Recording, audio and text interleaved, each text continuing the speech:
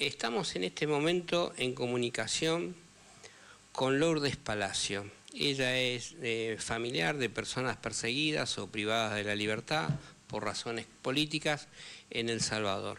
Te damos la bienvenida, Lourdes. José Schulman y Ángel Panduro.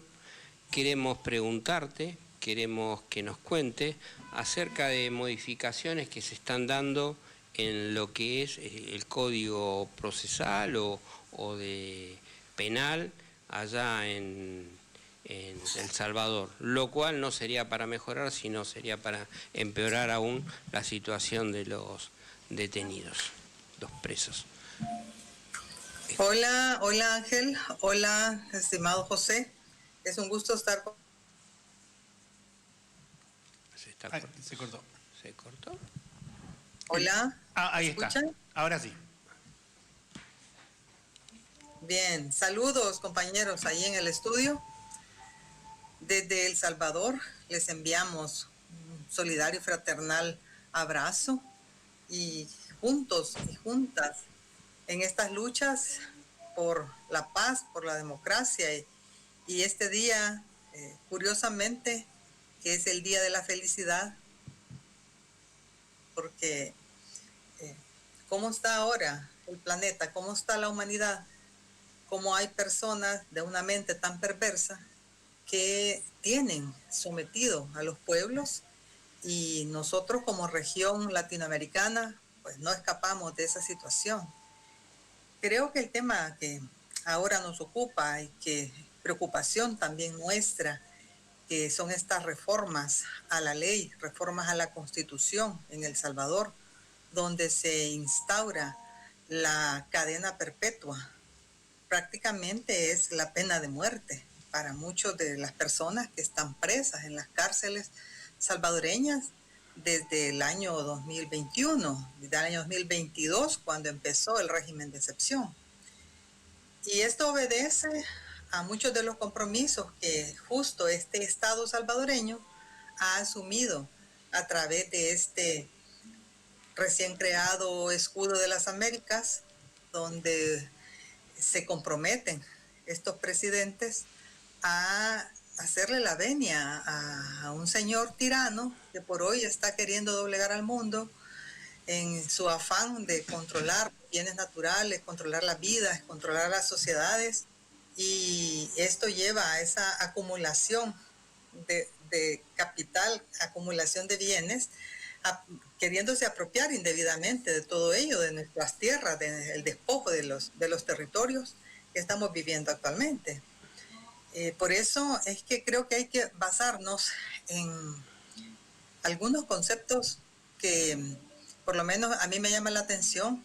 Este estudio que ha hecho la Universidad de La Plata con esta investigadora Ana Sofía Genia, que tipifica esta idea de qué es el Estado terrorista, porque no solamente es aquello que va a expresarse en una dictadura militar, que ya tuvimos muchas en El Salvador, 60 años de dictadura militar, del 32 al 92, similar forma a otros países de la región, y podría ser que no sea en ese concepto que antes teníamos como ese Estado terrorista referido a una dictadura militar.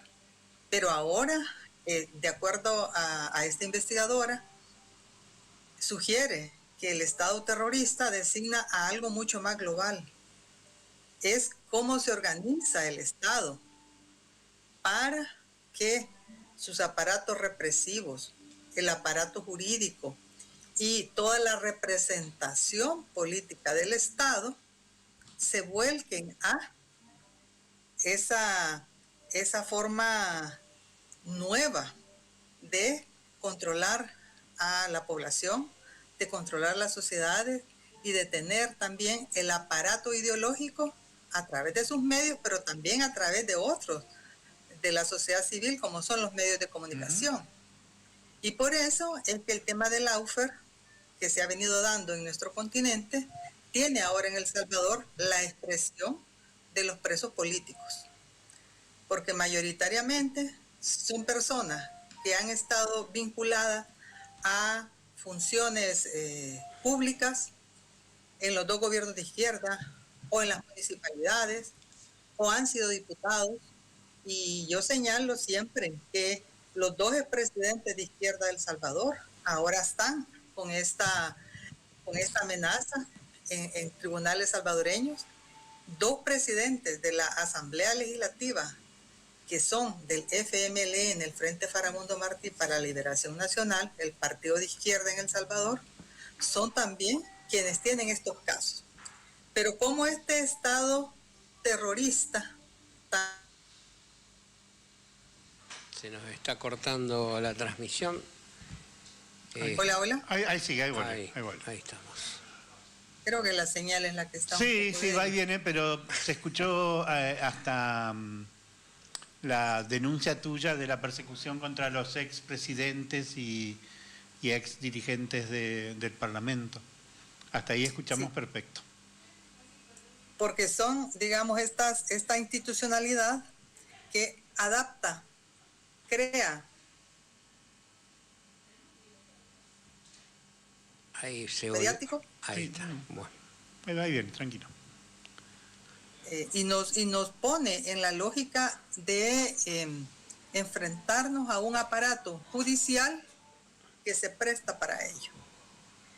Por eso es que desde el año 2022, que además se instaura también ese régimen de excepción que va con el lema de combatir a las pandillas en El Salvador, pero el Estado además se vuelca contra aquellas organizaciones, líderes sociales, periodistas, cualquier persona crítica de oposición es también objeto del régimen de excepción.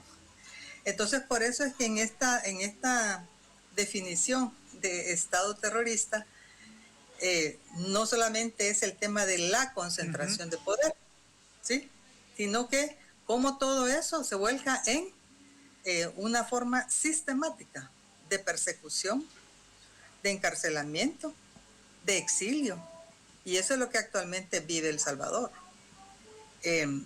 Para tu pregunta, compañero Ángel, esta última decisión tomada en esta semana por parte de la Asamblea Legislativa viene a corroborar esta afirmación, pero también para poner e incrementar el miedo en la ciudadanía, en la gente, en las organizaciones, para que no haya crítica, que no haya oposición, que no haya movilización.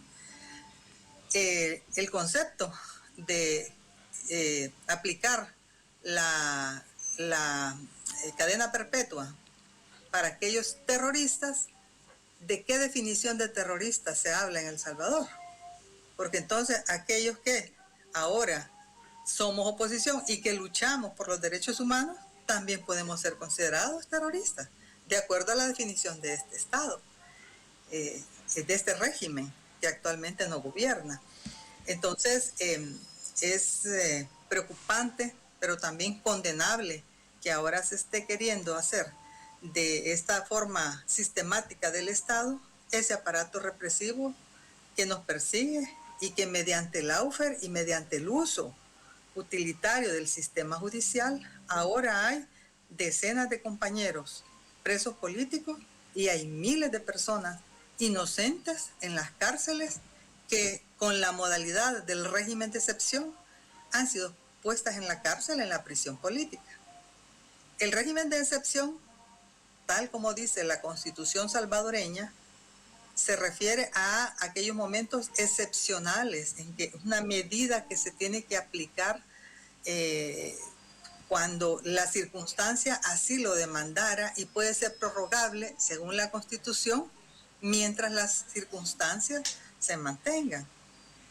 Pero hoy en marzo se cumplen 4 años de un régimen de excepción en El Salvador que nos tiene sin garantías constitucionales para un debido proceso en tribunales, para el control de toda la telecomunicación y la correspondencia, y para no tener aquella garantía de organización y de los derechos ciudadanos.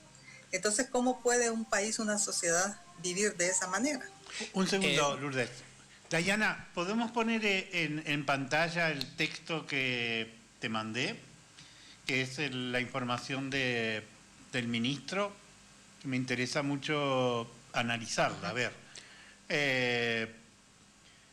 Para que se entienda en el resto de América, ¿no? El estado de excepción permite detener a personas bajo una acusación genérica, no sé si se ve. Esa acusación genérica es que se les imputa estar vinculado a agrupaciones ilícitas. Pero ahora, y en un acto jurídico absolutamente repudiable, con efecto retroactivo, se considera que esas personas en verdad están relacionadas con agrupaciones terroristas. Y bajo la nueva tipificación de los delitos, pueden ser plausibles de condena a pena a cadena perpetua. Cadena perpetua, o sea, para siempre, ¿no?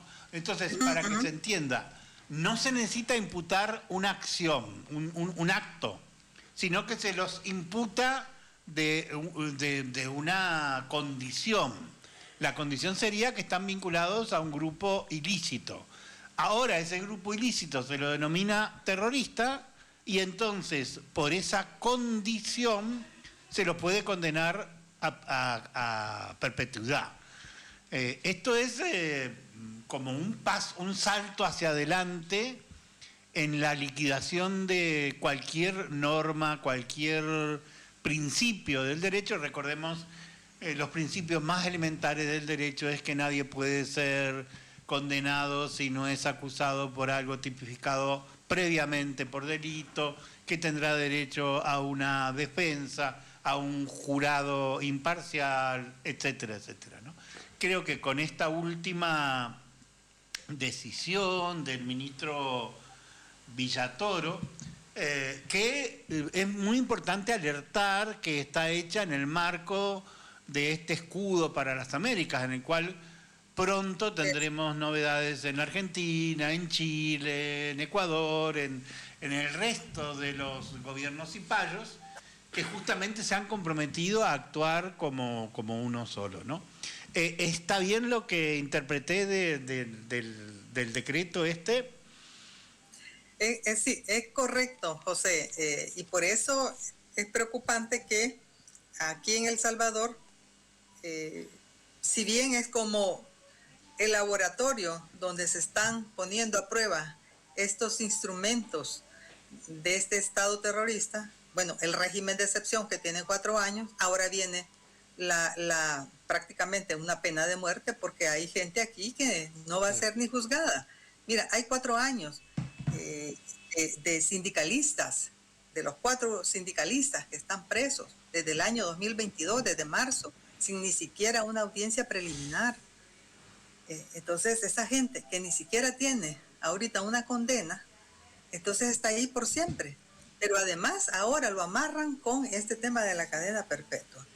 Y la Asamblea Legislativa, en este sentido, en esta actuación irresponsable que tiene, está sometiendo a la población a un mecanismo represivo muy cruel y está dando continuidad a que este régimen de excepción se siga profundizando. Por eso nosotros desde una preguntita más para ti y lo dejo a Ángel. Sí. Pero en estos días hemos leído que una organización, creo que dedicada a la defensa de los derechos de las mujeres y del derecho a la interrupción del embarazo y otras organizaciones de derechos humanos, sencillamente cierran sus puertas bajo la acusación al gobierno de que ha generado condiciones imposibles de supervivencia para estas organizaciones. ¿Cómo se encuentra el Comité de Familiares de Personas perseguidas y privadas de la libertad en El Salvador? ¿Cómo están ustedes? ¿Están recibiendo solidaridad de alguna parte, de alguna organización? amén de la nuestra, de la coordinadora, que es inquebrantable, ¿no? Sí, José, esta situación planteada por las organizaciones de mujeres, la defensa de los derechos de las mujeres, es, como decía, algo sistemático que se está dando desde el Estado, y por eso es el tema de esta denuncia, porque así como ellas han señalado cierre de operaciones, desde la aprobación de la Ley de Agentes Extranjeros en el año recién pasado, se han cerrado operaciones muchas organizaciones acá que trabajaban en organización ciudadana, en defensa de derechos, en educación cívica. Se han ido 3 organizaciones alemanas, y esto es muestra de cómo a través de esta acción que se realizaba desde las ONGs, desde las asociaciones y fundaciones sin fines de lucro, se ha vuelto también otra herramienta de represión, control y de sabotear los esfuerzos comunitarios que se vienen teniendo para la defensa de derechos. Estamos hablando de todos los derechos. Me has mencionado los de las mujeres, pero el derecho humano al agua, un ambiente sano. Aquí se ha aprobado en diciembre, en un acuerdo entre el presidente salvadoreño y el presidente de los Estados Unidos, la permisión de la minería metálica en un territorio tan pequeño como el nuestro. Todos estos ejemplos que pongo son para decir eso sistemático que se está haciendo desde el Estado, que ahora nos pone en este sentido expuestos a que uno busca apoyo de la Procuraduría para la Defensa de los Derechos Humanos. No hay, cero, está plegada al régimen que gobierna. ¿Buscas apoyo en el sistema judicial? Tampoco. En la Corte Suprema de Justicia, mediante habeas corpus, para saber cómo están los presos y presas, no hay forma. Entonces, esta globalidad de cómo todos los aparatos del Estado están solamente en función, y por eso decimos que tiene características fascistas, porque el totalitarismo, el autoritarismo se expresan de esta manera en la persecución política y poner en la cárcel a la gente. Ahora, nosotros como comité hemos tenido, a partir de la denuncia nacional e internacional, esos apoyos, respaldos que vienen a legitimar esta lucha por la libertad de las personas presas políticas y contra la persecución política. Y debo señalar, y por eso tengo acá, en el caso de la abogada Ruth López, quien fue capturada en mayo del año pasado, una mujer símbolo de la lucha por la libertad de las personas presas políticas, porque ella ha sido quien férreamente ha señalado los actos de corrupción y de proceso indebido que ha tenido el Estado salvadoreño. Entonces ella ahora, a través también del trabajo que tenemos como comité, ha recibido el apoyo del diputado alemán Frank Schwab. Él también es el viceministro de Justicia y Seguridad en Alemania, en la República Federal de Alemania, y este es un reconocimiento muy importante para ella, que aún estando presa, digamos, también tiene ahora ese acompañamiento de parte del diputado Schwab en su proceso de exigencia de libertad. De igual manera, bueno, Ruth ha recibido hasta ahora 5 premios internacionales por su lucha por la democracia y por la restitución del Estado de Derecho en El Salvador. Importantes reconocimientos que dejan ver que en El Salvador, aquí, esto que está sucediendo ahora es una situación grave, pero también que se reconoce que habemos personas y organizaciones que estamos por la defensa de los derechos humanos y que también estamos trabajando para que se restituya lo que desde 1992, con la firma de los acuerdos de paz, hemos venido trabajando en ello, en tener esa posibilidad de avanzar y de construir democracia. De igual manera, OFAPES ha tenido el respaldo de organizaciones de salvadoreños en los Estados Unidos para apoyarnos en esta lucha que tenemos actualmente, y de esta forma pues también nos sentimos acogidos, y junto con el trabajo que hacemos con ustedes como Coordinadora Americana por los Derechos de los Pueblos, en que no estamos solos ni solas, Permíteme. sino que tenemos ese conjunto de respaldos que ahora nos acompañan. Permíteme, Lourdes, te estamos escuchando con atención y lamentamos que la situación de la población sea esta que estás transmitiendo. Acá en Argentina estamos a días de cumplirse los 50 años del golpe militar, el más sangriento, donde hubo persecución, donde hubo secuestro, donde hubo todo tipo de vejaciones a la población. Vos hablaste de estado de excepción. En aquel entonces también era un estado de excepción, configurado de otra forma tal vez porque fue tremendo. En una misma noche allanaron, ultrajaron, mataron cantidad de gente, y eso fue sucediéndose a lo largo del tiempo. Quienes vivimos aquella época, de alguna manera sabíamos de lo que era ver pasar un camión del ejército, o que se detuviese alguna camioneta o coche extraño durante la noche. Yo quería preguntarte lo siguiente. Esto en la Argentina ha calado profundamente, porque bueno, nadie en aquella época veía nada, nadie escuchaba nada, y vos hablaste de que allá un poco, no sé si entendí mal, pero las pandillas, digamos, el gobierno ha metido, encarcelado y puesto a todo de alguna manera, entiendo, bajo el mismo régimen, y hoy están siendo llevados tal vez a cumplir una condena perpetua, ¿no? ¿Han hecho todo esto? ¿Han perseguido presos políticos? ¿Han perseguido dirigentes? ¿Han perseguido estudiantes? ¿Han perseguido, qué sé yo, decirte, personas comunes que tienen alguna aparición con pandillas?